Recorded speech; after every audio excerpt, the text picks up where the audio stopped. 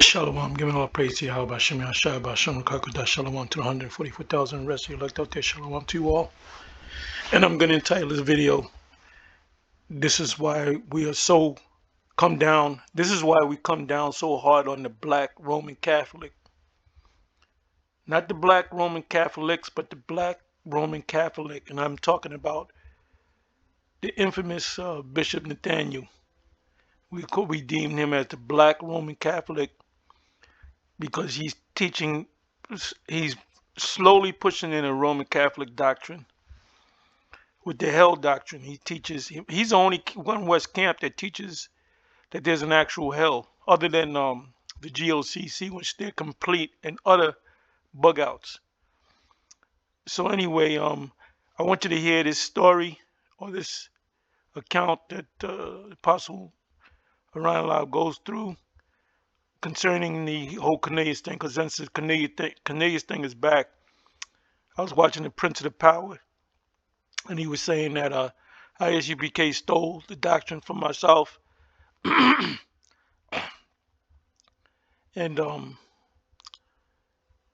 they're teaching that the ISUPK teaching that Cornelius is an Israelite, former One West, the seven of One West always taught that Cornelius was an Edomite, but there was it was a spiritual battle between the Most High. He'll give the story. I'll pause around. I'll give you the story. How Arya asked Shah to he believes that Cornelius could be very well be an Israelite, and so he asked Elder at that time High Priest Shah to call me, because like I said, when Arya got something new, he'll talk to other people just to see what their take is, and I was one of the people. Like he saw something in spirit, he'll come, what do you think about this? Because Arya just wouldn't go, this is what it means, if you don't like it, Arya was a humble man, even small hats. I'm talking about what do you call them? Orthodox small hats would come with the all black, and they would actually come to the camp. And High Priest Ariel would let them in the camp and show him out the Torah. And some of them wouldn't say nothing and walk away, or some of them would say, you know what, you're right. So anyway, another thing, New York City wanted High Priest Ariel to teach in the school system, New York school system. As a historian, and also Yeshaya, the High Priest Yeshaya at the time, one of the seven, he was a school teacher in the New York NYC school system, New York school system. So we were known, One West was known way before YouTube. The Project Megiddo that was spoken of, and you can go to the PDF if it's still up there. It mentions major groups that they're focusing on, and one of the whole Project Megiddo was about the year 2000, that all hell's going to break loose on the year 2000.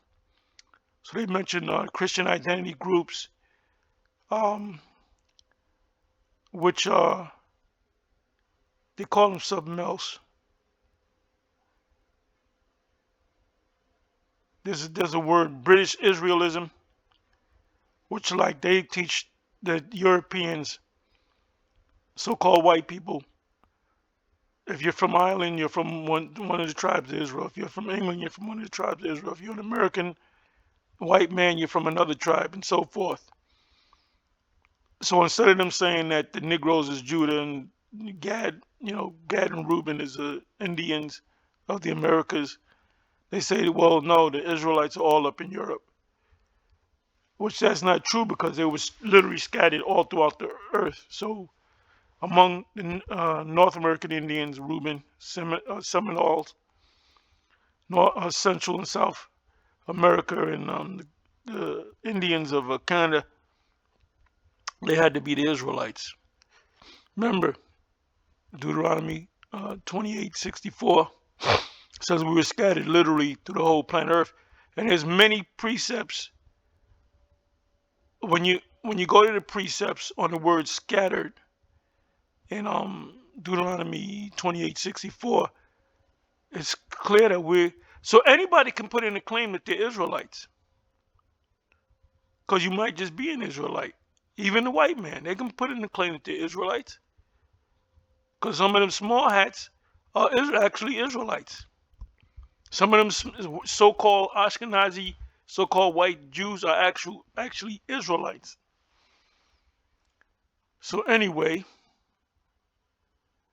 yeah, like I said, the reason why I call Bishop Nate, I got a new nickname for him, the Black Roman Catholic, because he's the only camp that teaches that others outside of GOCC that when you die, if you ain't right with the Most High, your soul is gonna burn in hell forever. And he just came up with that 3 years ago. Go back 5 years ago, he wasn't teaching that.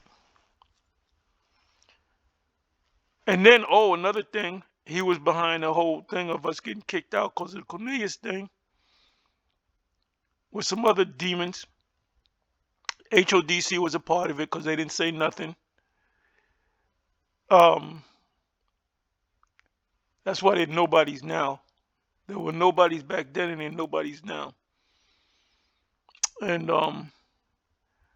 that's why they kicked us out. You know, there's a lot of controversial things coming out. One of them being Cornelius. And then after they kicked us out, I guess they studied just to, cover their ass.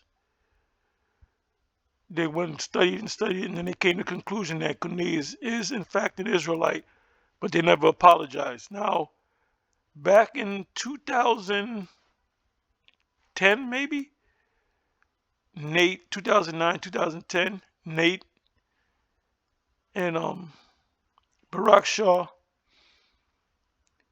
they did a video, I believe it was them two. They did a video on Cornelius, and they said that Cornelius is an Israelite, but they never said in that video, "Oh, we apologize to Apostle Tahar and the leadership of the GMS because we kicked them out." It says that you're gonna be cast out of the synagogues, right? In the synagogue is in the Greek means house. It means a place where you gather to worship, which is the temple. It could be anywhere. That's the church. When the church gather, it's the people before it's a building. So anyway, let me just go ahead and let this play, and I'll see where the Spirit's going to take me. Yahweh, Bahashem Yahushai, Bahashem, Kodash. Welcome to another live lesson. The name of this one is, who were the Gentiles that the Most High went to take out of them a name for himself? Or Salaki, let me just skip that. Who were the Gentiles that the Most High went to take out of them a people for his name? And those were Israelites, right, starting with Cornelius. So this is based off of a video which James quoted it. He quoted Amos 9:11 down, and Amos 9:11 on down did not take place during the time of the apostles. It's getting ready to take place. That's the kingdom. Amos 9:11 and 12 is referring to the kingdom of heaven that's going to be here on earth, and David's going to be sitting on the throne. That's why we know this small hat saying that, oh, we established Israel in 1948. I said, well, where's David? It said David's going to be there. 48, 58, 68, 78, 88, 98, 2008, 2018. We're talking almost 80 years and no King David. It said David was going to sit on the throne. And that's in more than one precept or scripture. Said he was going to sit on the throne. And that the whole world would flow unto it to learn. Let us go to the mount of the Lord so that they, the Israelites, can teach us of their ways, which is the law. That's not happening. Ain't nobody keeping the first of all, in America, they don't even keep a Sabbath. They used to keep the Sunday Sabbath. They used to have blue laws. So you know that this is this place America. They talk about this bullshit about God bless America. God ain't blessing America if you ain't keeping the laws. And we have to keep the laws. IUIC is right, but not all the laws. We're not burdened, like Peter said, a yoke upon our necks. Because the scribes and the Pharisees burdened them about keeping this law and keeping that law. And Yahweh cursed them out, Matthew 23, saying, well, that proves that the Yahweh said keep the laws. He said, they say keep the laws, do keep the laws, but do don't do as they do as they say, don't do as they do, because they say and do not. Because they were telling people to keep the laws and they were committing adultery or doing all kind of wickedness. So anyway, let me go ahead and play this. I was just watching Elder Pastor did. I love it when they call me Big Papa. And pretty much, Yeah, I named that video part of the title. Part of the title was I love it when they call me Big Papa, because I'm listening to the video where the Prince of the Power of the Air is ranking on ISUBK, and somehow my name comes. I'm in the kitchen because I'm listening to this in the bedroom, and I'm all the way in the kitchen, and I heard Tahar, and I said, let me listen. So I said, yeah. I said they call him Papa. So it was a Prince of the Power of the Air, and Prince of the Power of the Air. Yeah, because he teaches, and we found out something that Wi-Fi, they teach that and they're gone. They're gone. That's just a big mess of confusion. The Wi-Fi, they came to the door.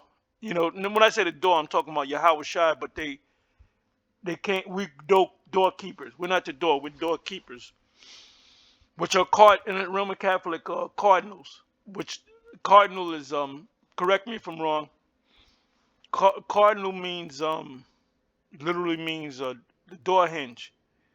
So cardinals are not the door, but they open the door to let you in to the vicar of the Messiah, which leads you to the Messiah. But correct me if I'm wrong. But yeah, so he was talking about that whole thing, and he said that HOI, House of Israel, and Wi-Fi teach that Cornelius is a Edomite. So Wi-Fi, when they first came, when they were small, they used to come around us and salute us. Oh, we come to listen to y'all, and they used to come out and bring out precepts and stuff. But then they were also listening to Zabak or Priest Zabak. So they were taking certain things. So they said, let's make our own camp up. So they were taking certain things that we taught and taking certain things that Zabak taught. And some of those things were the mark of the beast is one. The Sabbath, I don't know how they keep the Sabbath. I believe they keep the Sabbath Friday, sundown to Saturday, sundown.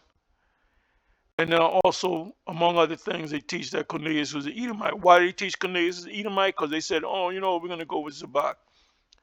Zabak is totally off on that. He's totally off on the mark of the beast. He's totally off on Cornelius being, an Edomite. And I don't know how many other things he's off on. He's sincere. We love him as a brother, but he's off. He's definitely off. And that's why Wi-Fi teaches that, because they said we're going to follow the Zabak teachings. So let's listen.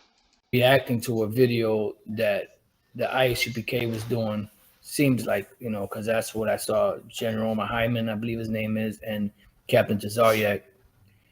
And he was talking about the Cornelius thing and something about stealing a breakdown or whatever, whatever the case was he was saying. But the bottom line, is that the Cornelius issue was always popping up at One West. It wasn't something that just came out of nowhere, and it wasn't Elder Pastor that brought it out. It was Elder Pastor Gabar that brought it out later at the House of David. But when I first heard of it back in the days, I'm the gonna let it. story that I heard, I don't I'm gonna let it play. I'm going into the kitchen real quick. Let it play. remember who it was from, but they said that High Priest Shaw, for the whole time he was there, believed that Cornelius was the Israelite. He was teaching that, and he was correct. And then somehow they said that they told High Priest Ariel. High Priest Ariel told him that that was off, and then he went back. He said for the 6 years he had been in there, he believed that Cornelius was an Israelite, and then eventually, I'm not sure how long after that. I'm not sure what year that took place and how long after that High Priest Ariel and High Priest Shaw were talking amongst themselves, and High Priest Ariel was telling them that he thinks Cornelius is an Israelite, called at the time his title was High Priest Tahar, and see what he says.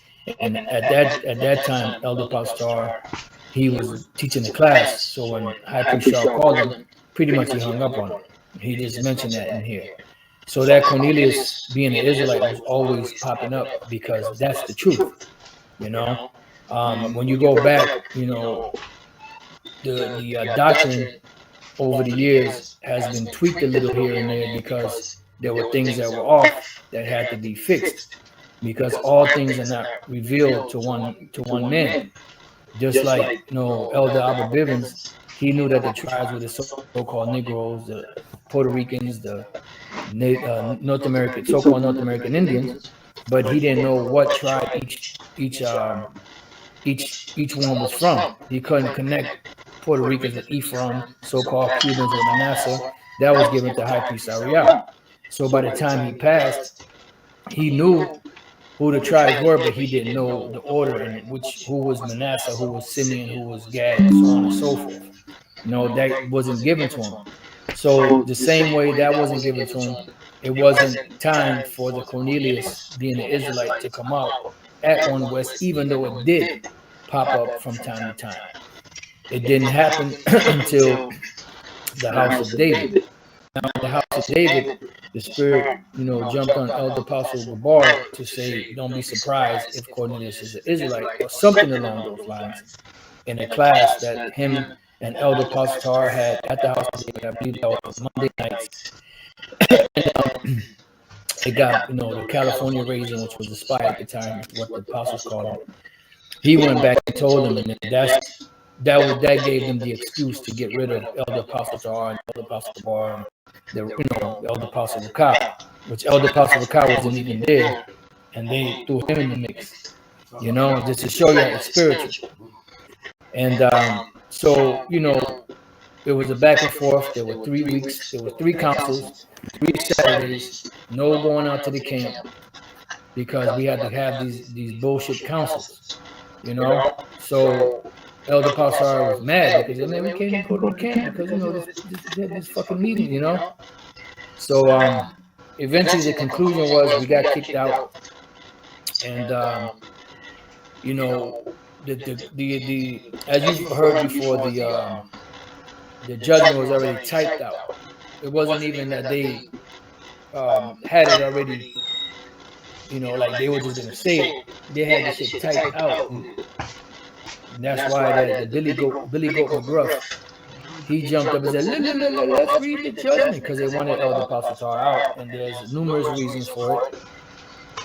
Main one, because he was considered to be a troublemaker, because if you were going off on the doctrine, he was going to correct you on it, check you on it. And that was the problem. They hate him, they rebuke it at the gate, So, long story short, we got kicked out. That was a Saturday. That Saturday night, Elder Pastor said, look, let's go on a Day of Atonement type fast, just to cover our ass, make sure, we're good, And then that's what we did. the next day, you know, as we're on this fast, you know, the cronies from that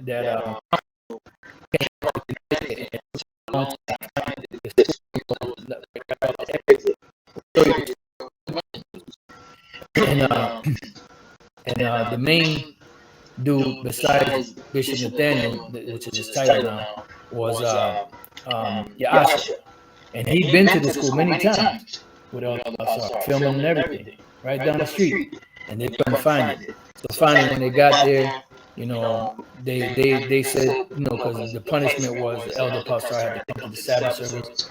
You know, you're supposed to be at the Sabbath service. And the elder pastor said, "Yeah, you kicked me out." That was like a punishment. And when he said, "Okay, no problem, I'll go. I don't have a problem with that," that crushed them because they thought he was going to get upset. You know, I got to go to the Sabbath service. Like that was a punishment. Yes. Yeah, there you go. So, you know, nevertheless, you know, at the end of the council, you know, that meeting, I wouldn't even call it a council. Elder pastor said, "Look, don't call us, we'll call you." You know, and pretty much he got his walking papers at that moment. You know, I'm talking about, you know, they said Tahar can't teach, you know, Gabar can't teach, and Rakah can't teach.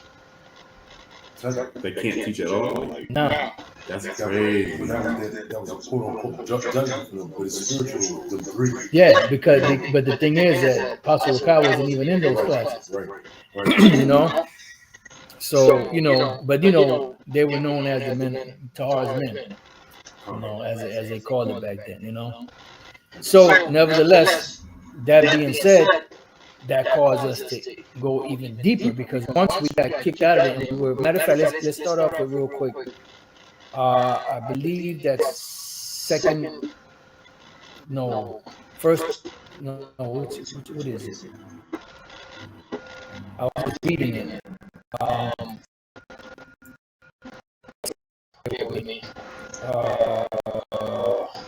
Second Thessalonians 3.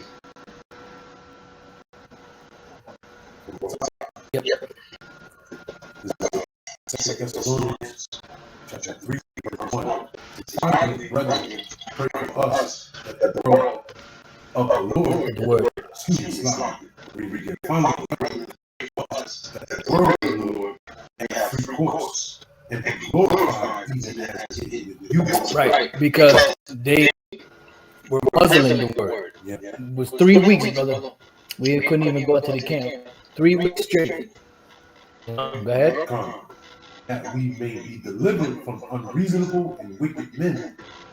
For all men have not faith. Right. So they didn't have the faith, and they were stifling the word. So when we got delivered from them, you know, really, we already knew that the Gentiles were Israelites. You know, but when we got freed up from that demonic council, you know, the only one there that was righteous in the council was, you know, King Mashai. He didn't know what was going on. They were just using him as for his power. They really didn't respect him, you know. But the rest of them demons, they were a bunch of demons. But once that happened and we got kicked out of that school, the floodgates of the Gentiles, the understanding of the Gentiles being the Israelite foreigners, opened up even more. You know, that's when, you know, Romans 11 chapter even became more and more clear, because I used to teach that was talking about the actual nations, and it wasn't. You know, and when you read about it, it explains it. You know, if you're tapped into the spirit, you know that the unnatural branches, you know, the wild olive tree, that was talking about the Israelites. It never called the other nations by the title of olive tree. Only people that are known as the olive tree are the Israelites. So now, why was it a wild olive tree? Because Jacob had on strange apparel. You know, they were worshiping idols, and they became unrecognizable to the Most High. You know, And even in Romans 11, that analogy is concluded. It says, all Israel shall be saved. right? That's it. It's all about Israel. That's it, and that's the point. You know, just like in Romans 9 chapter, when you read that thing down, then it goes to the Gentiles. It tells you who those Gentiles are. You know, those who the Lord said, those which are not my people, they shall be my people. No, I'm just merely paraphrasing. You know, so you know what? Let's go to Acts And if you brothers have any precepts, you know, bring them out. Let's go to Acts 15. I'm just gonna go straight to the point. We could go to Acts 15 and 13. This is Acts 15, verse 13. And this James is the brother of Yahushua, because you know you can't say that this was the James, John's brother, because John's brother got put to death in the 12th chapter under the hands of Herod. Yep. So you got James 15 and 13. And after they had held their peace, James answered, saying, Men and brethren, hearken unto me. Simeon has declared how the Most High at the first did visit the Gentiles, to take out of them a people for his name. right. So stop right there. Now Simeon, which is another name, that's Simon. You know, Bar Jonah. You know, Simon, which is Peter. Right. Simeon had declared how that the Most High did first did visit the Gentiles. So here it is. Oh, that's the Gentiles. So that means Cornelius was a heathen. No, Cornelius was an Israelite foreigner. Then it says here to take out a people for his name. Now, when we go to, let's go to Isaiah 63, and the Spirit revealed this to me. You know, this particular precept. Because when I read it, I was like, oh, like I said, the floodgates of understanding even more and more concrete who these Gentiles were became more and more clear after they kicked us out of the house of David. Isaiah 63, and when we go to, you can start at 16. Isaiah 63. Matter of fact, I'm sorry, start at 15. Isaiah 63, 15. Look down from heaven, and behold, from the habitation of thy holiness and of thy glory, where is thy zeal and thy strength, the sounding of thy bowels and of thy mercies towards me. Are they restrained? Doubtless thou art our father, though Abraham be ignorant of us, and Israel acknowledge us not. Thou, O Lord, art our Father, our Redeemer. Thy name is for everlasting. O Lord, why hast thou made us to err from thy ways? Right, because when you really look at the whole scheme of things, the scriptures say that, you know, the creature was made subject to vanity, not willingly. Because we really didn't want to go off, but the Lord had a purpose. And at the end of the day, the Lord's purpose is going to stand. Just like the false prophets didn't choose to be the false prophets, they were chosen to be the false prophets. Judas Iscariot didn't choose himself to betray the Lord. Yahweh chose him to betray the Lord. If a prophet be deceived, I, the Lord, have deceived that prophet. You know? So it's not man's choice, but God has a purpose for everything. And when the kingdom is established, then we'll fully understand everything, you know, the way it's supposed to be. And we understand now that the Lord had us to go off on purpose, because we had to learn the tree of knowledge of good and evil in order to be that, you know,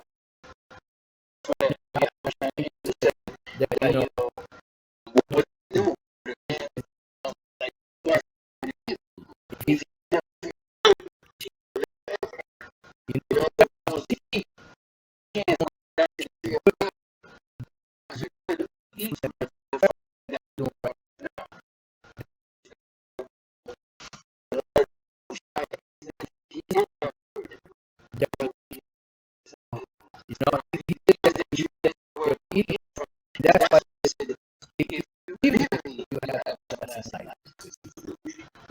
have no, so that's we're eating of the tree of knowledge of good, you know. But in order for us to be able to do that, we have to be changed. These bodies have to be changed. These corrupt bodies have to be changed. And that's what's going to happen when the elect of the nation of Israel are beamed into the chariot. Somewhere way in the air, whatever, because these bodies can only breathe far in the air. Gas and different, you know, when you go too high up, they have to wear breathing masks, you know, going up into the space station. So at a certain point, the Lord is going to change our bodies, because the scriptures say that our enemies beheld us going up. Lord's will we be the elect. You know, so in order for them to acknowledge, oh man, we thought they were fools. The elect have to go up in the bodies that they're in here that people recognize. You know, and then at a certain point it'll be changed. You know, and that's when the beginning stages of, you know, getting the fleshly heart, the laws inserted into our inward parts to be able to live forever. All right. I got something. Go ahead. What you got? Yeah, Ezekiel 39, start at verse 6. Okay. Go ahead. Yeah, because the destruction has to come too. You know, that's all part of the package. Ezekiel 39, 6, 27. I was sending fire of Ahab, and among them there dwelt fiercely to the eyes. Oh, so like, and I'm by the elders.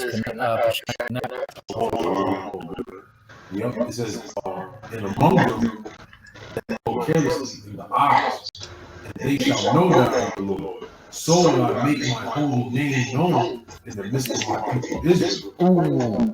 And I will not let them pollute my holy name anymore. Right, so the Israelites are the ones that are given this honor. Yes. Which we're going to also read in Isaiah 63, but go ahead. And the heathen shall know that I am the Lord, the Holy One of Israel. Right, because the Lord is going to re-establish us back on the earth. Right. And they're going to go back to even greater, you know, they're going to go back to, you know, acknowledging our power, our connection to Yahweh. And that's right. Just like a marriage is set up, the marriage is set up for the children of Israel and Yahweh. In the midst of a marriage, especially in the old world, it was a parade. They would go through the streets and all the people around would see that. Right. So when the deliverance comes, he can recognize and say, "Oh, those are the people right there." Yep. As you mentioned. That's it. You know. So that's how the Lord is going to glorify His name. Right. That's why it's so important to glorify the Lord and push His name out there. You know, Yahweh and Yahweh Shai. Because when the destruction comes, the world is going to know who did it. What is the name of the power of the heavens that did this? Just like during the time of Egypt. You know, when the children of Israel were delivered out of the land of Egypt, it was made known, Lord, the name of the Lord. What power did that? Because all the nations have their gods. Yeah.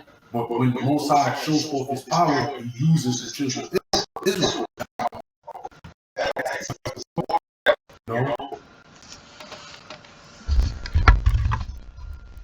And why are you ninjas out there so concerned about the other nations, especially the white man?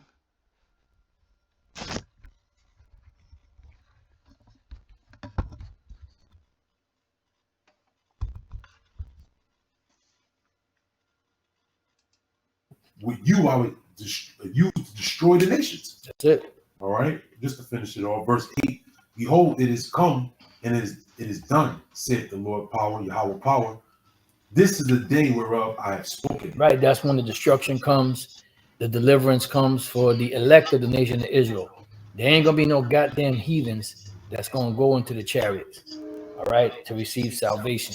Right. No, the nations are not going to be saved. Yes, the nations will be in the kingdom of heaven as slaves, as servants, but they're not going to be saved, you know, in the manner that the Israelites are going to be saved. Right. I don't give a damn if they're good or nice or kind. Now, in order for you to be delivered, it's only the elect that's going to be delivered. It's if you're saying other nations are part of the elect, you are an idiot. Not one Edomite or one of the other among the other nations outside of Israel are not going to be beamed up in them ships. The majority of Israelites in America, I'm not talking about around the world. The 2/3 is not talking about all the 2/3 of all Israelites on the earth. I'm talking about the 2/3 that's not going to make it are the 2/3 Israelites that are not right, that are not of the elect. They're going to die here in America, Babylon the Great. The 1/3 represents 144,000, and the rest of the elect. Now you're going to have Israelites scattered throughout the whole planet Earth. So when we come back down, and New Jerusalem comes back down from heaven, John saw that in Revelation 21, from the very first second chapter, first chapter. I saw Jerusalem come down from heaven. That's talking about the ship bringing us back down. Jerusalem, we are the Jerusalem, and we're going to put the whole planet Earth in order. You see how ICE agents are going around grabbing the Latin tribes up? We're going to do the same thing. We're going to separate the wheat from the tares, so to speak. You're going to have Israelites looking like Edomites. You're going to have Edomites looking like Israelites. You're going to have Israelites looking like Moabites. So we're going to separate them all around the whole entire planet Earth. We're going to separate the Israelites from among the other nations. And then we're going to separate the nations. We're going to put the Edomites in one place. Going to put that's one group of people. Then the Moabites and the Ammonites and the Ishmaelites. And we're going to give them work assignments. And they're going to work the land that we give them. We're going to give them back their land. But they're going to have to pay tribute. But we're going to have actual slaves too. You know, there's a scripture in Amos 3 where it says we shall sell them to the Sabians, which are another nation. See, these Edomites are going to catch hell worse than these other nations, but they're all going to be up under us. The Lord could make it to where they leave America. Right. The scriptures speak about the nations going back to their lands. So the Lord could, make it to where they're going back to their lands because we're going to put them back in their lands. We're going to say, well, you like China. Moab don't belong in China. They belong in the land of Moab. If he put it in their mind to leave the country, so that they can be the first crop to go into the slavery. But there's not going to be any heathen in the chariot of Yahushua or any chariot. Right. I mean, but then you got clowns like Deacon Akar and Brother Hassad that we believe that they sold out. They're probably negotiating a price.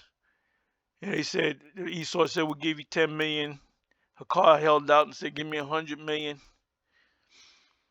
So they went back and forth. This is just a scenario. And then they said, okay, we'll give you 50 million. 50 million to Brother Hakar, Priest Hakar, and 50 million to Brother Assad. So y'all are good now. And then they'll show you how to invest that money. So y'all are good. Y'all can hang out with Floyd Mayweather now. Because he sold out too. He kissing the Jews' ass. So when Floyd fight, I'm praying that you lose. Because you following the Jews. what the fuck? Yeah. That and you think about it, because the Most High, Yahushua is coming back to wage war. Right. Right. Scripture tell you that. Revelation 19. Yep. Right. And then Revelation the war, 11. Yep. what is used? Chariots. Yeah. And then the chariots is who? The people who are on your side. Yeah. Not the opposite. The opposition is never on the side. Not the op. Not the ops. So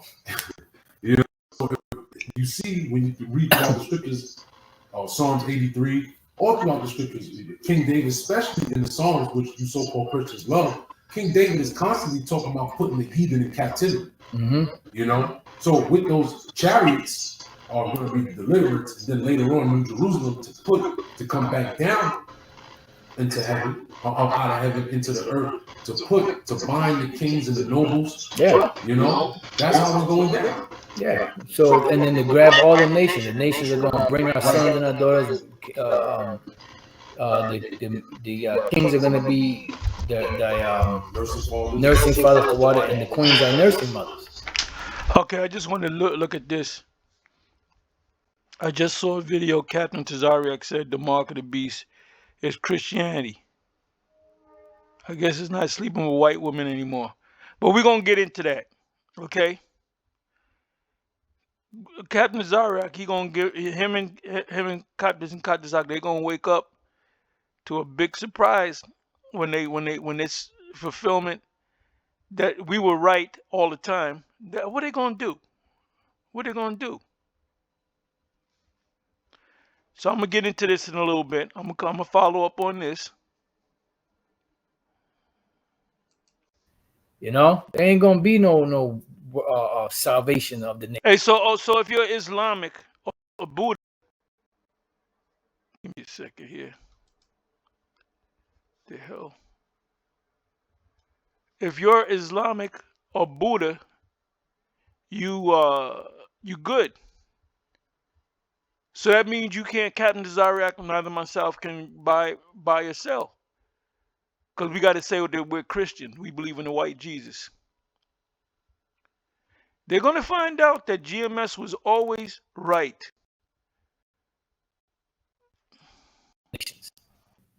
Yeah, this go hand join the hand. The wicked shall not go unpunished. So, what is that? What the hell? How much silver to knock this? What? Come on, somebody get this guy out of here.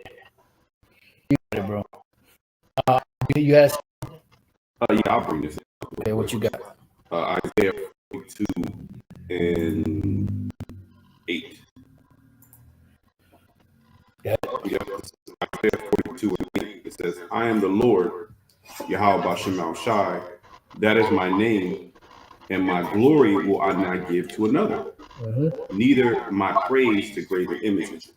The glory of the Most High is his name, and he's not going to give his name or his glory or credit to any other God. And this is why it's important to exalt those names. Now, if we could go back to Isaiah 63. Yeah, don't be like the black Roman Catholic calling on Jesus. Or did you want to say something on that? No. Go back to Isaiah 63 and 17. Yeah, Isaiah 63 and 17. O Lord, why hast thou made us to err from thy ways, and hardened our heart from thy fear? Return for thy servant's sake, the tribes of thy inheritance. The tribe of thine inheritance. That's the same thing that was told. The same thing that Cornelius, Peter was speaking to Cornelius. You know that it's unlawful for a man that is a Jew to keep company one that's of another nation, which means another tribe. Right. Because at that time there was a separation. Alaphulos, another tribe of the tribes of Israel. And this is only for the 12 tribes of Israel, the elect.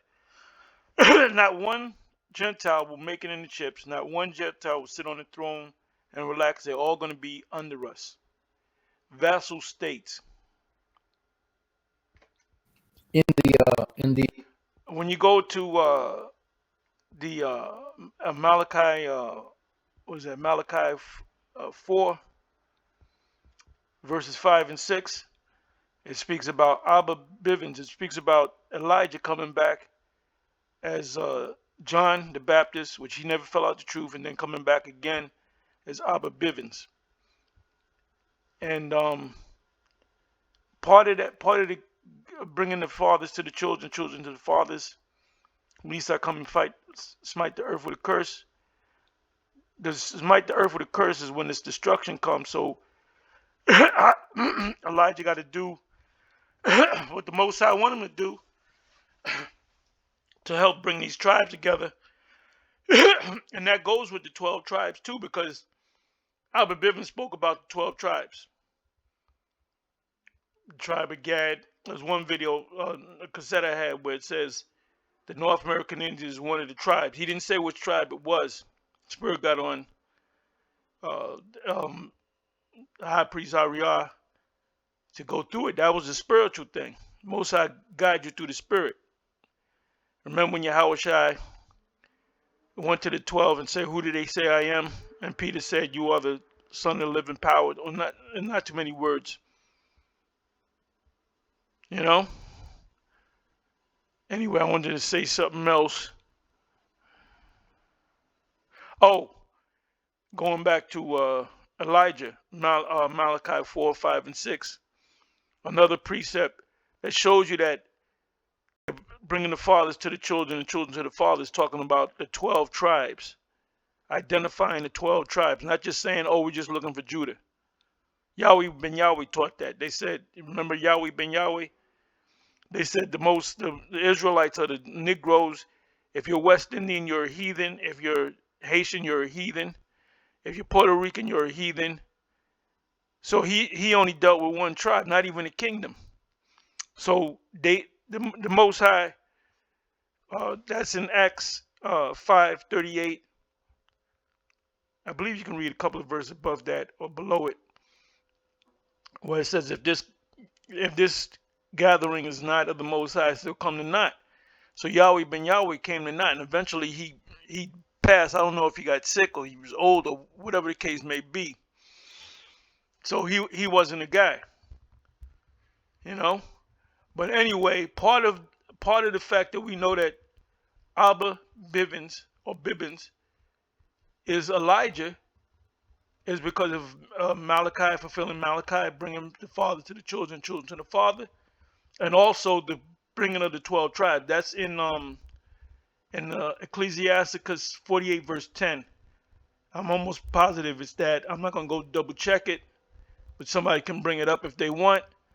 And it does say that Elijah is going to bring back the tribes, which is the 12 tribes. So let's go. Let's moving on. In the kingdom, and then you even had a separation among the southern kingdom, because you had the Hellenized Israelites, and then you had the Israelites that kept the old ways. You know, go ahead. It says, "The people of thy holiness have possessed it but a little while. Our adversaries have trodden down thy sanctuary." Still to this day. Go ahead. We are thine.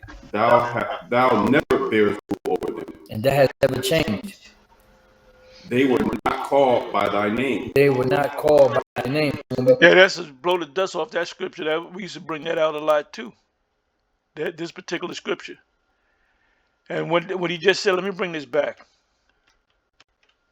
Down thy sanctuary. They're still to this day. Go ahead. We are thine, saint possessed. Go ahead. It says, "The people of thy holiness have possessed it but a little while. Our adversaries have trodden down thy sanctuary."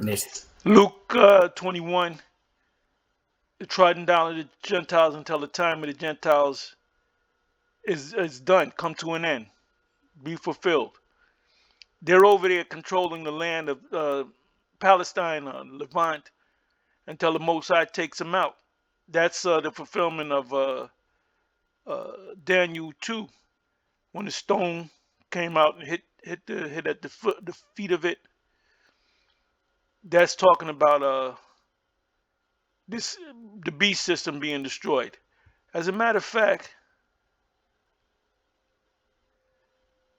let me see. Give me a second here. Let me just check something in the chat.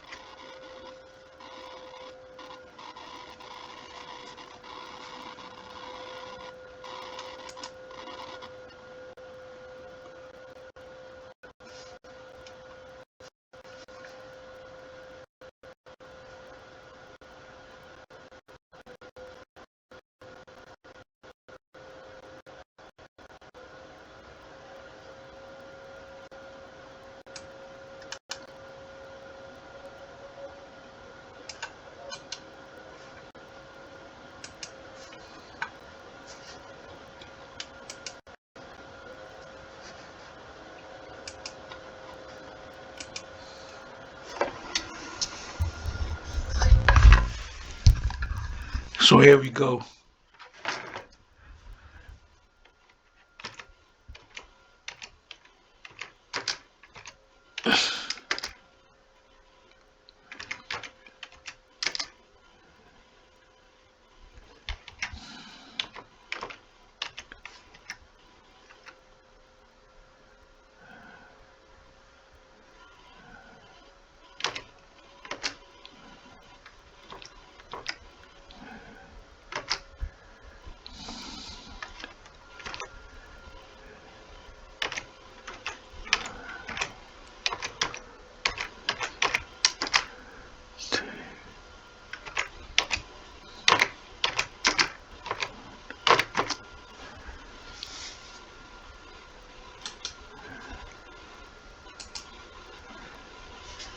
Question mark. Let's see what they're going to say.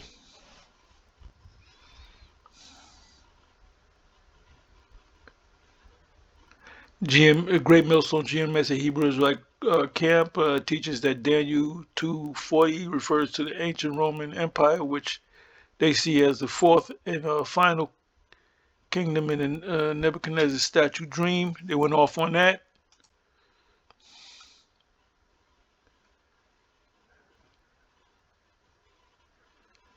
The Roman Empire. GMS consistently identifies, as a matter of fact, let me come on back to that and read it again. And the fourth kingdom shall be strong as iron, both as iron breaketh in pieces and breaketh off. I'm sorry, let me go to the next one.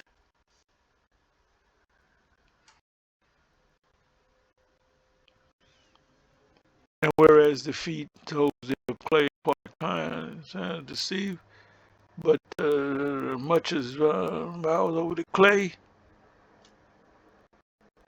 You know, let me do this.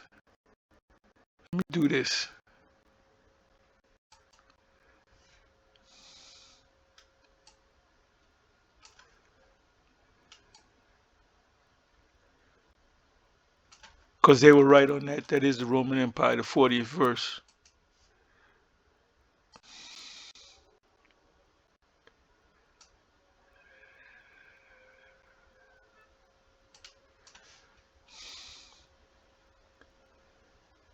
Yahushua the Messiah returned, destroying Esau's kingdom, setting up an eternal kingdom.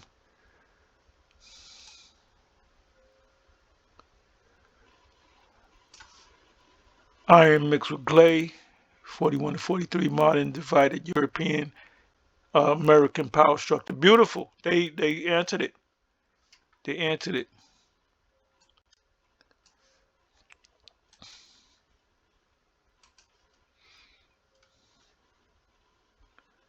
41. 41.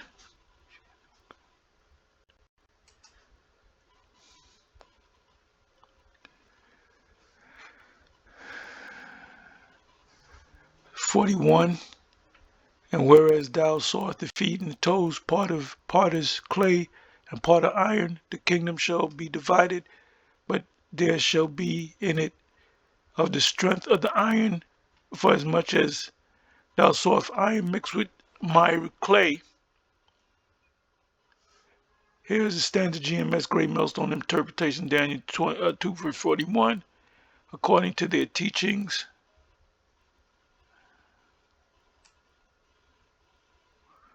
There you go.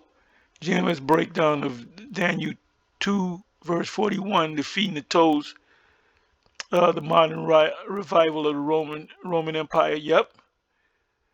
Even Alex Jones was saying that. He was quoting what I believe even Netanyahu says that the America is Rome all over again, which are the Edomites. Small hats teach that. They're saying that the Roman Empire, the descendants of the people of the Roman Empire, which were Edomites or white people, descend from they descend from the Edomites, and they're saying that Rome. These are small hats. These rabbis, certain of them, they're saying America is the modern day Rome, which is Edom again. So America is Edom, Rome. GMS teaches that the feet and the toes represent the final phase of Esau's rulership, specifically America, Babylon the Great, NATO, EU, the beast system. They call this a revived Roman Empire sense, and that's easy. That's easy to show you that this is the revived Roman Empire. That's easy work. In their view, modern Western powers descend spiritually, culturally, and politically from ancient Rome. When you go to the Congress, in the Congress House, whatever they call it, you have the Speaker and so forth. If the President addresses the Congress, they're right behind them is the Speaker of the House, and then you have on either side fascias. Fascias go back to the Roman Empire, the symbol of the Roman Empire. It's easy to show you that this is Rome all over again. Part iron, part clay, a divided, weak modern power structure. Iron, the Roman influence, military strength, Edomite power. That's a T-shirt for Edomite power. Clay, weaker nations, unstable governmental, economically, and internal divisions. They say today's Western power structure is military strong like iron, but politically weak, fractured, and unstable like clay. They ain't break it down quite right. Examples GMS often gives conflicts between European nations, uh, EU instability, really financially. That's why Great Britain or the UK broke off. It was called the Brexit. They're NATO nations, but they're not EU nations. Uh, Racial divisions, political polarization in America, economic fragmentation. The kingdom shall be divided.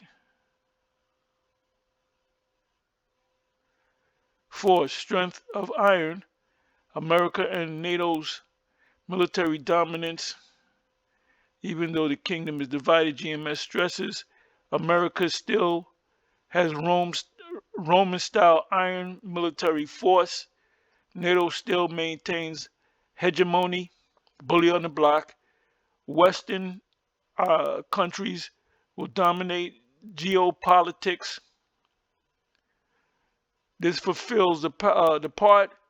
This fulfills the part, but there shall be in it the strength of the iron. The 10 toes. Summary. Feet, modern Western world, America, EU, NATO. Iron, remaining strength of the Roman Empire. Edomite power. Clay, weak nations, political instability, racial, social division, actually economic. Those are the weak nations, economically weak. Divided kingdom, Western alliances that cannot truly unify. That's NATO, EU, and America. Western alliances that cannot unify.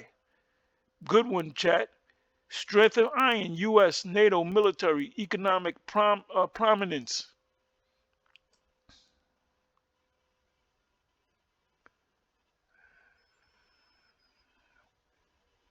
So let me move on. Let me go here. Bear me for a minute. I'm kind of changing subjects. So we're going to 42nd.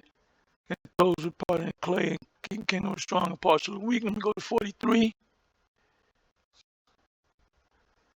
And where saw the clay themselves see, but they shall cleave one with another, even iron is man. And then go to 44.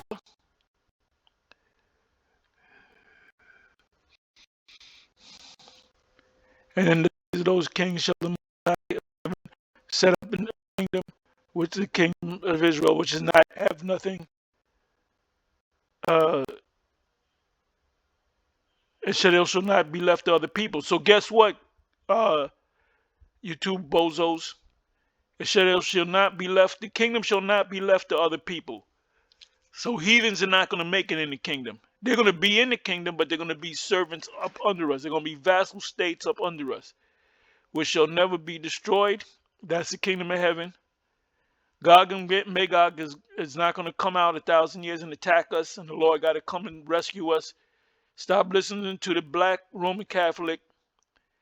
And the kingdom shall not be left to other people. Those are the other nations. That's a cut for you, vocab. But it shall break in pieces and consume all these kingdoms, and it shall stand forever. I should look at that one. Let me go to 45. I may come back.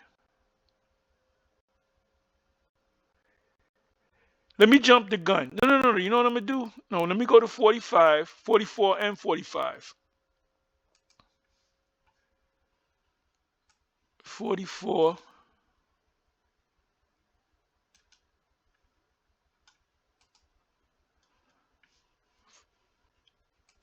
Jump the gun to 44.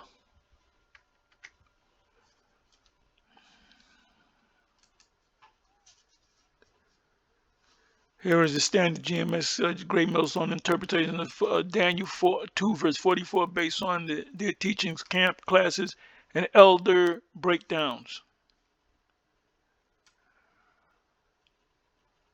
Chat makes my life so much easier. And in those days, these kings shall the Most High of heaven set up a kingdom which shall never be destroyed, and the kingdom shall not be left to other people, but it shall break in pieces and consume all these kingdoms. And we're going to do that too. Revelation 2:25 and 26, Isaiah 14:1 and 2, uh, Psalms 2 and 8, and it shall stand forever. Once this kingdom is established, it's never coming down. Gog is not going to jump out of no cage and attack us. Stop listening to the black Roman Catholic. The breakdown of Daniel 44. In those days of the king, during the final stage of the revival Roman Empire, which is America and the EU, GMS teaches that this refers to America, Babylon the Great, NATO, EU nations, the beast, and its horns. Beautiful. On point, chat.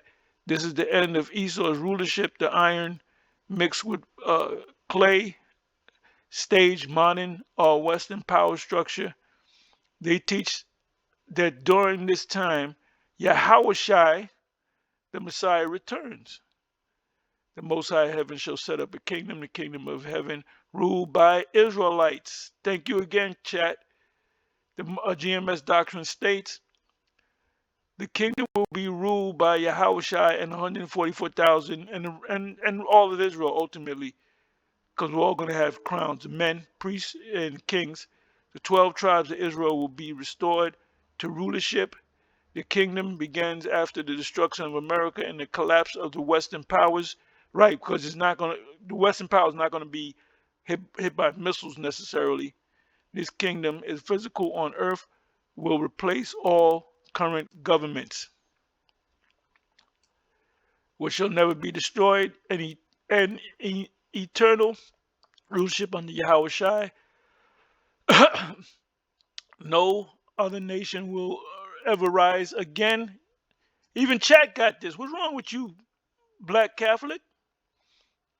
Israel will rule forever.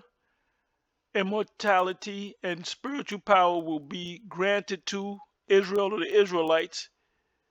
This is tied to Jeremiah 31 is 40, Hebrews 8, New Covenant, Jeremiah 31, New Covenant, Revelation 21, not be left to other people. Only Israel rules, not other nations. So stop listening to these two clowns. GMS emphasizes this strongly. No other nation will share rulership, governance, or authority in the kingdom. There will be vassal states and slaves. Other nations will exist, but will be tributary, subject nations. Thank you again, chat. Under Israelite rule. They cite Isaiah 60, that whole chapter, Isaiah 61, 5-9. Part of that says we're gonna have them working out in the field, and we're gonna and in their glory we shall boast ourselves. Their glory is their riches, their forces, the forces of the Gentiles. Isaiah 60, Psalms 2, and I just mentioned that Psalms 2, 8 and 9. We shall rule them with a rod of iron. I just mentioned that too. Revelation 2. Well, I said 25 and 26. They say 26 and 27 started 25. And so we're going to rule with a rod of iron. Isaiah 14 should have been in there. Take them captives whose captives we were, and we shall rule over of our oppressors. To support that, Israel will rule the nations. The small hats rabbis say they're going to put everybody in slavery, but there's no problem with them. They're not racist. But if we're saying there's a problem, it shall break in pieces and consume all these kingdoms, destruction, of U.S., NATO, EU, and all heathen powers. GMS teaches that Yahushua returns with angels and missiles during World War III, or WW3. America is destroyed by nuclear fire. Edomite rulership ends completely because there'll be nothing left. It'll become the biggest desert on the planet. All kingdoms of the world are toppled. This is tied to Isaiah 66:15. The UFOs coming. Second Ezra 13, beautiful when Yahushua comes. Revelation 19, Yahushua comes. They teach that the destruction makes way for Israel's eternal kingdom, shall stand forever, everlasting Israelite dominion. The final kingdom never collapses, never transitions to another empire, never goes into captivity again, is the final outcome of biblical prophecy. Because when the kingdom is established, there's not going to be any need for any prophets because we're just going to be on top of them forever. What you need prophets for? There you go. What did I do? 40. That's 44. Let's go to 45. Let's go to 45.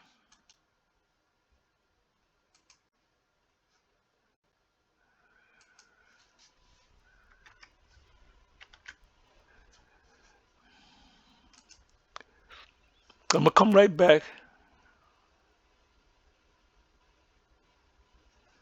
Okay, let me do it again.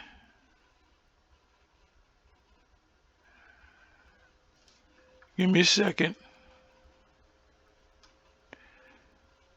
This is the first time they broke that this happened.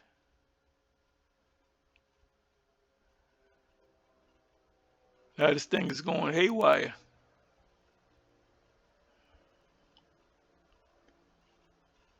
Okay, now let's come on back.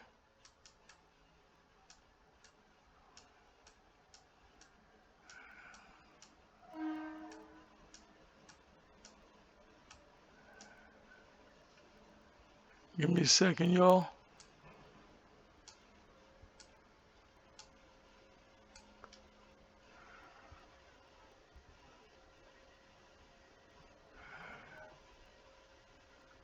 I'm looking for 45.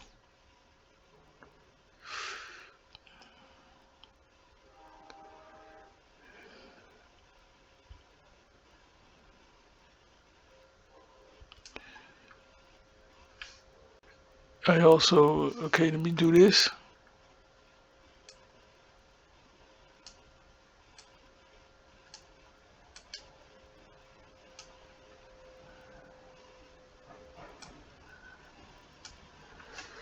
Let me try this again.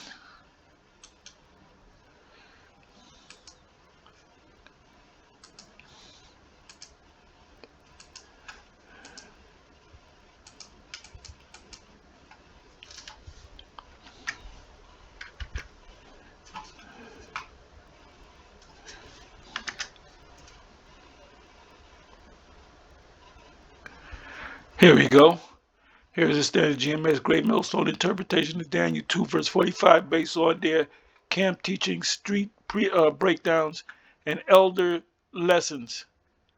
For as much as thou sawest that the stone was cut out of the mountain without hands, and that is what Ezra saw, second Ezra 13, thought it was a mountain. That was that big stone. A mountain is a big stone. And that it break in pieces the iron, the brass, the clay, the silver, and the gold.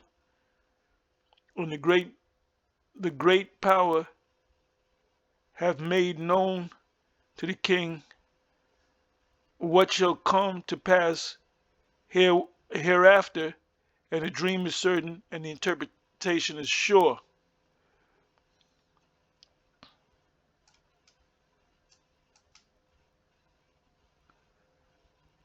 To break down Daniel 2 verse 45, the stone cut out of the mountain without hand, Jehoshua the Messiah, In GMS doctrine, the stone, Yahushua and Messiah, are cut out without hands, not created by man. I shall not meet you as a man, Isaiah 47.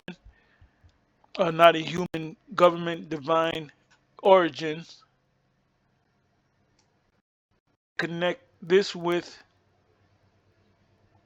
Psalms 118:22. The stone builders rejected. We normally don't do that, go to that, but that's a good one. Matthew 21:24 to 42. I got to come back to that. Revelation 19. Yahushua destroying the nations. GMS teaches that Yahushua is the divine weapon of the Most High, sent to destroy all world kingdoms, well, to destroy the NATO alliance. The mountain, the power of the authority of Yahushua, the Father of Yahweh, the Father. GMS says the stone comes from Yahweh's authority, the heavenly throne, the spiritual realm, not any earthly kingdom. It means Yahushua is the appointed king. Who appointed him? His Father, set up by the Most High himself. So they're not co-equal. This is why we don't deal with Christians. They're stupid. The stone breaks in pieces the entire structure. Yahushua destroys every worldly government. Well, it destroys the this power system, this beast, and then the other nations were just going to put them in order. That's in Daniel 7, like around about start at the 9th verse, read about to 11, 12 verse. And the other beast, what happened to the other beast, right? The beast itself will be set on fire. So Daniel saw the missiles hit Babylon. GMS teaches that the stone smashing the image represents the complete destruction of Babylon. Well, they're going to go down. They're not going to be set on fire. The focus is going to be on the beast system. Modern revival, Roman Empire, America, NATO, EU. Thank you again, chat. You're doing a great job, chat. The destruction happens during World War III, which is Armageddon, the return of Yahushua, nuclear destruction of America, the collapse of Esau's rulership. And Nero 47 is doing a terrific job. So I'm going to raise a glass to you, my brother, Brother Esau. 2nd Ezra 13, we know what that's all about in the Apocrypha. Isaiah 66, 15 to 16, UFOs. Revelation 17 and chapter 17 and 18. Obadiah, beautiful, beautiful. The smashing of the image, the end of Esau, Edom's rulership. GMS believes the modern Western system, America, EU, NATO, is the final extension of Rome. Right. The stone smashing the feet symbolizes Esau's final downfall. When the feet break, the whole statue collapses, meaning all heathen worship rulerships ends permanently. They're going to be vassal states. The stone become a great mountain, the kingdom of heaven, Israel ruling forever. Thank you again, chat. Chat is getting down. Don't you agree? Though the verse mentioned it earlier in Daniel 2:35, GMS includes it in the 2:45 breakdown. After Yahushua, I got to go back to that. I think they went off on that. After Yahushua destroys all kingdoms, the stone becomes a mountain, the kingdom of heaven, filling the whole earth, Israelite world dominion. Only Israelites rule in this kingdom, and no other nation shares power.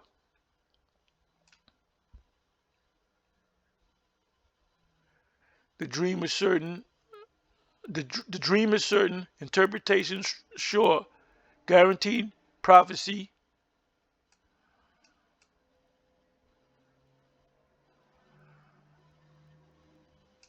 This is 100% guaranteed to happen.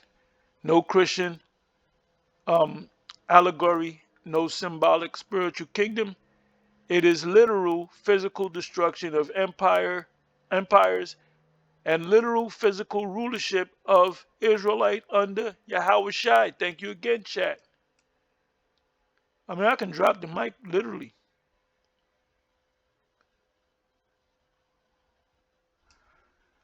Okay, I was gonna go someplace else. Oh, let me come back over here. Let me just come back over here. Give me a second. So let's resume this. And I wanted to go into that video of Captain Zarek saying the mark of the beast Christianity. Still to this day. Go ahead. We are thine. Thou never bears rule over them. And that has never changed. They were not called by thy name. Not called by thy name. So when we go back to Acts 15, right, and 14. Acts 15:14. Simeon has declared how the Most High at the first did visit the Gentiles to take out of them a people for his name. Now we understand that that's talking about the Israelites. Right. It's not talking about the other nations, because the other nations never had the Most High's name upon them. Right.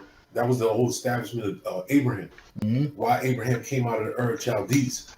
Right. To do Separate. what? To separate, go into the land of Canaan, set up an altar, make a sacrifice, and uphold the name of the Heavenly Father amongst all those different gods and deities amongst those nations that were in the land of Canaan. There you go. You know?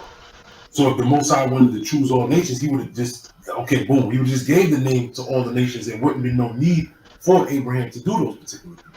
Yeah. The Most High, he made a statement, you know? Mm-hmm. Y'all bring this up? Yeah, we got Psalm 147 and 19. Let me get that. Yep. That's perfect. It's to line up with, the precepts that we're reading. Yep. Just to reinforce that the Lord, from the beginning, has always dealt with his people, even before they were called Israelites. And now they're called Israelites. Yeah, before they were called sons of God. Yeah. And that was the chosen line of Adam. Adam, Seth, on down. Yep, this is Psalms 147 and 19. He showeth his word unto Jacob, his statutes and his judgments unto Israel. Mm-hmm. He has not dealt so with any nation, and as for his judgments, they have not known them. Praise ye the Lord. And that's never changed. But leave it up to white supremacy.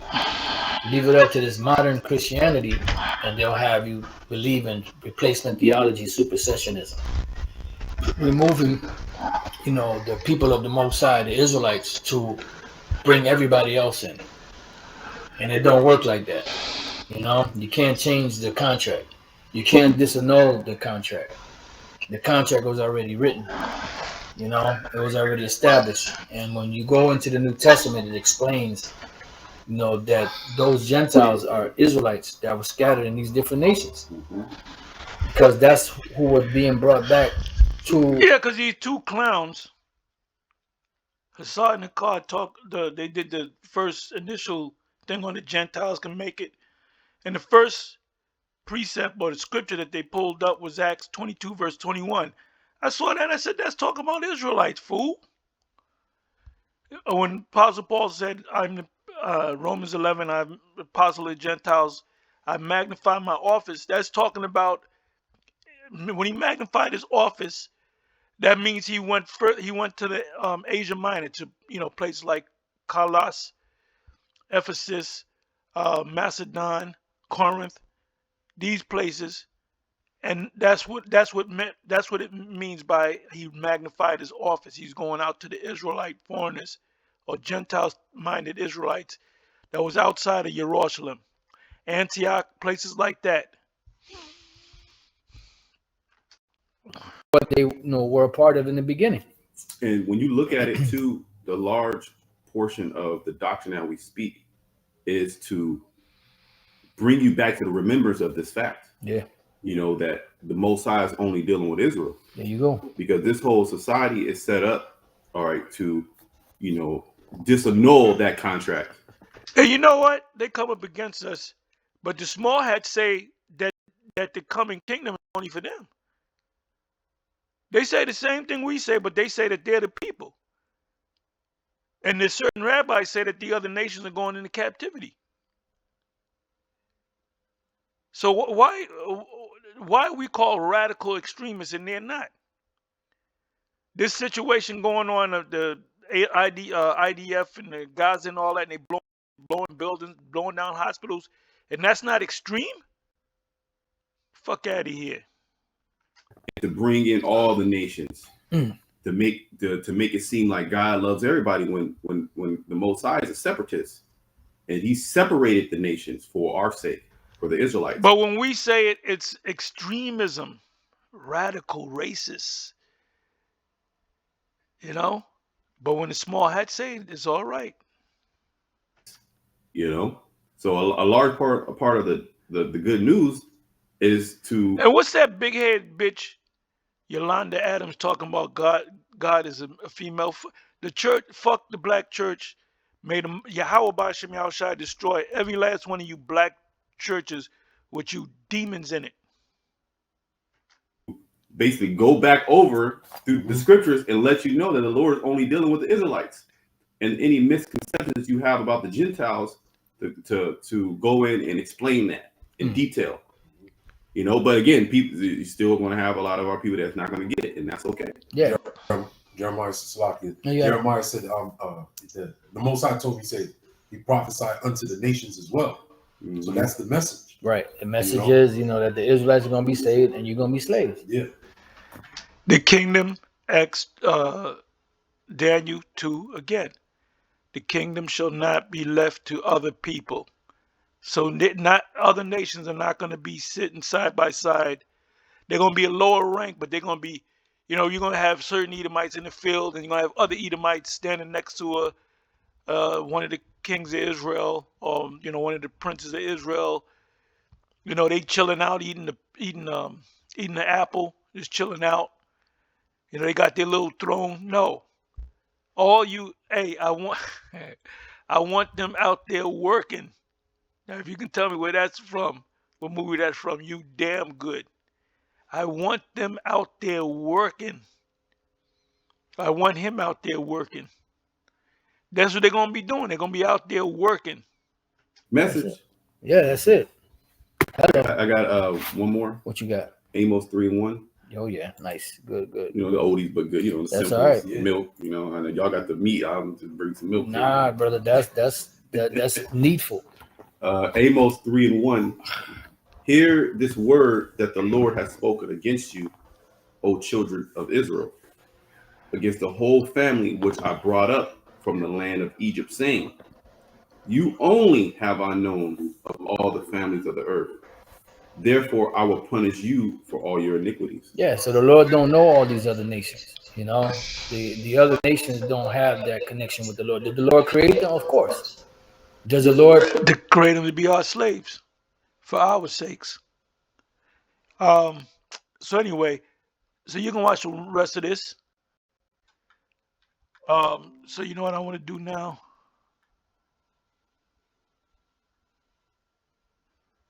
Oh, this sister right here, the Crimson Cure, she's very, very good. I subscribe to her, as you can see. And she told it like it is. Okay, let me do this.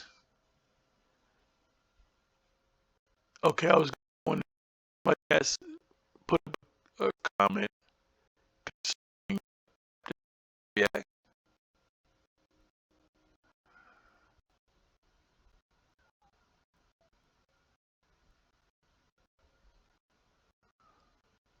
Me for a minute, y'all.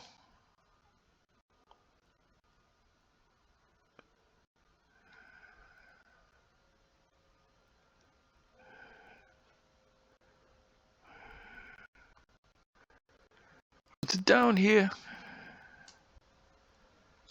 Okay, let's do this.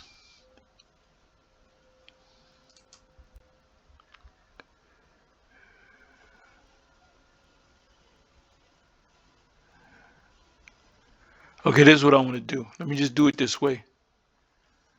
Bear with me for a minute, Hey, y'all. I'm the queen of AI's clone. She's not here. She's too busy on a yacht party while I send her proposals and land new clients. But you?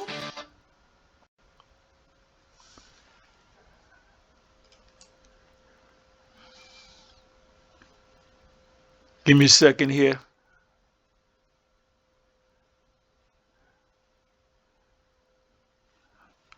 He got his page hooked up. Bear with me for a minute here. Let me do it this way. Let me go to videos.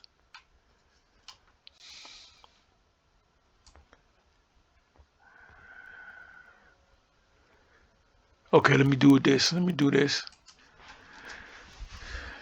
Type in Mark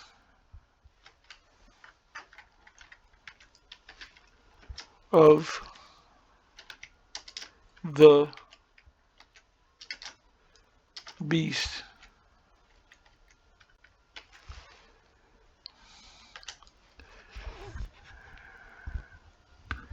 Okay, so this is old one. The brother said it was a recent one. The symbol of the mark of the beast. That's a year ago. Let me try it this way.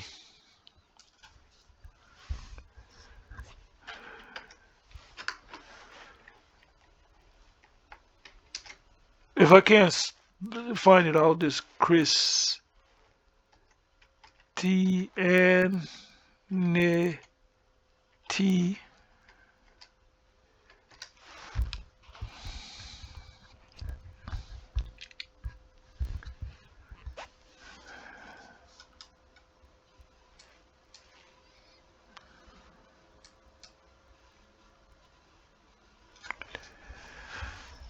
Let me do it this way.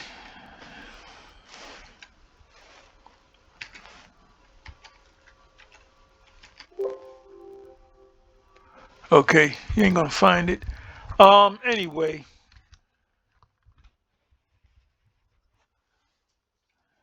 let me do this.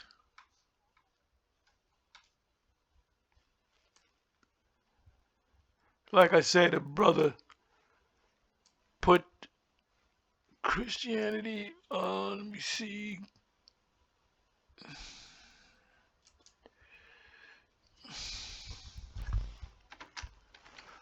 Mark of the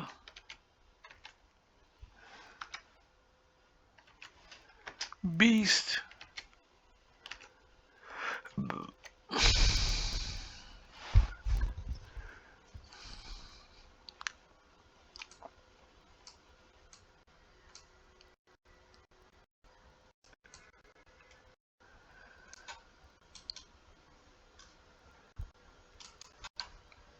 Just bear with me, y'all.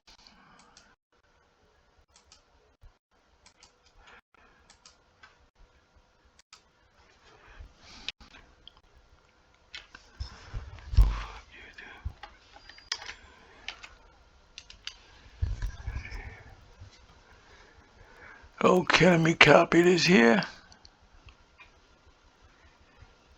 If it's there, we'll find it.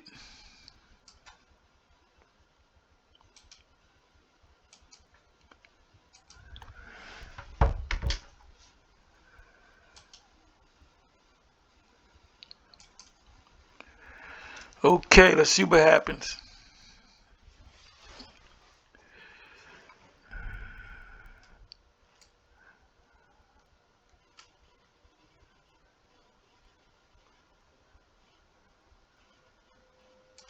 Okay, let's check this.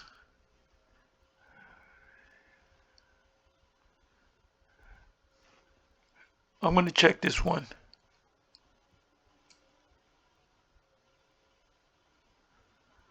Captain Zari, Mark of the Beast, Six-Pointed Star, ICPK, Israelites. This is short.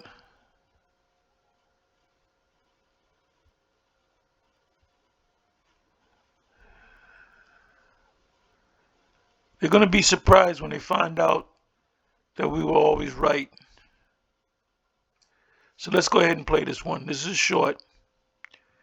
The symbol of the mark of the beast. Let's see what he says.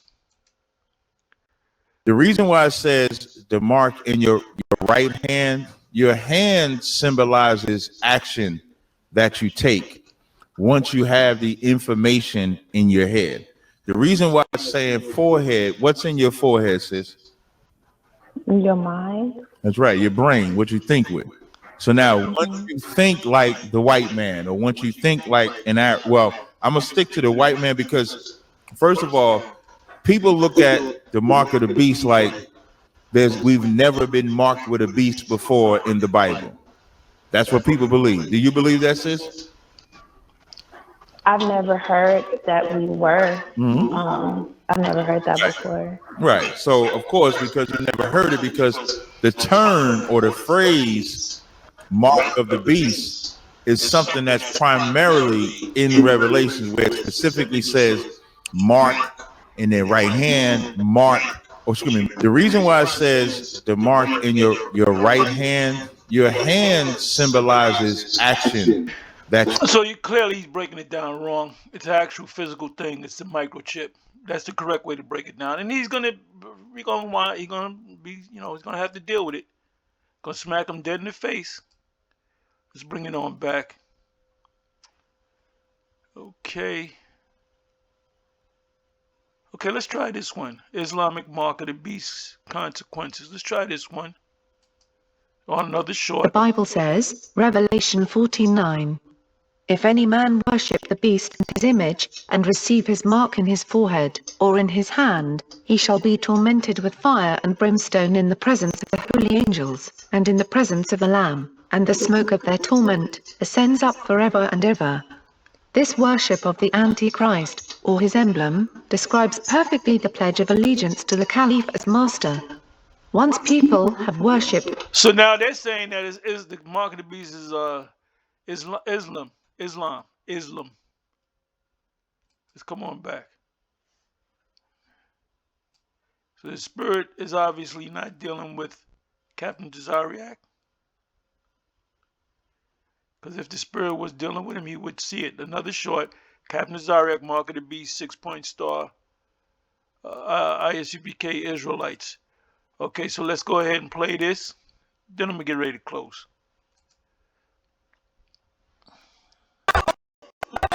But the crab that's at the top of the barrel didn't get out because of his own talent and ability alone. The crab got out because the master took him out and allowed him out for the master's purpose. Dragon is a carnivore. One that consumes, eat flesh. Now this guy, Pastor Jennings, trying to break down the beast. They're all wrong. They're all wrong. A dragon, vicious. A dragon was not designed to be a pet. The baby lion, Babylon. And that this is the baby, these 13 colonies just bring. The number would be 666. But the crab that's at the top. Okay, so I don't know what the deal is. Captain never said nothing. Let's come on back. They ain't do a full breakdown of the mark of the beast. Give me a second, y'all. I'm trying to get to the bottom of this. Let me see. Let me take this out.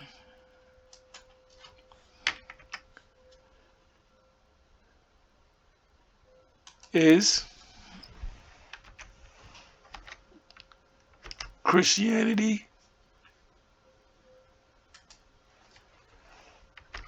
the mark of the beast?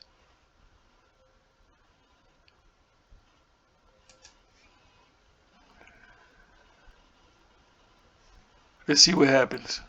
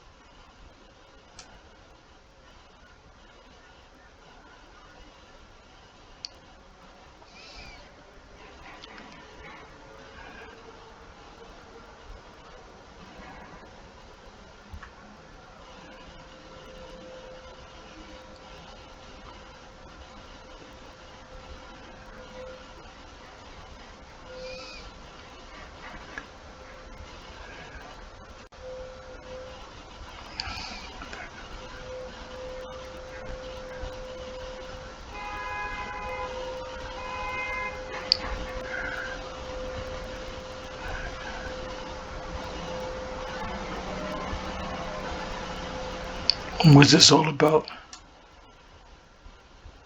The new song by Shalom to you. Genesis,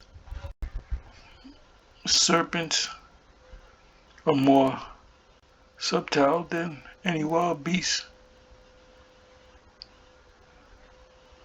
This is just put up. I'm positive it's a good video. I will watch it yet later.